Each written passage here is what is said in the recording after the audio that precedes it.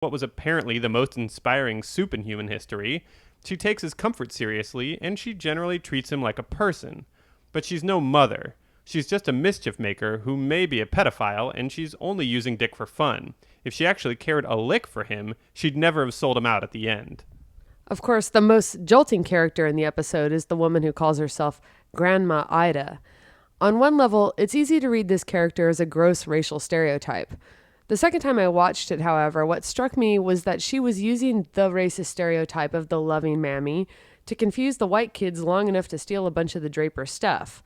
Of course, they have no idea that Don wouldn't have enough money to have a nanny when he was a kid, like their mother did.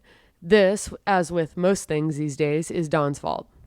I asked her everything I know, and she had an answer for everything. Then I realized I don't know anything about you. The other person who appears out of nowhere is Wendy, the I Ching girl.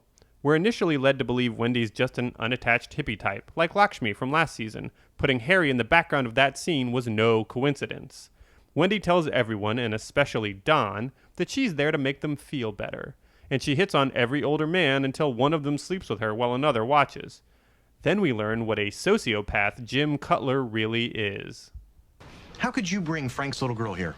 I let her tag along. I kept an eye on her, didn't I, Don?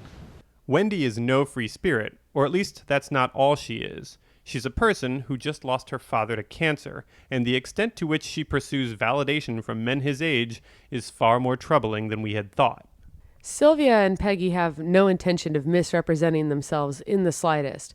But because Don has all these fantasies about what women are supposed to be, he ends up resenting them for being something different.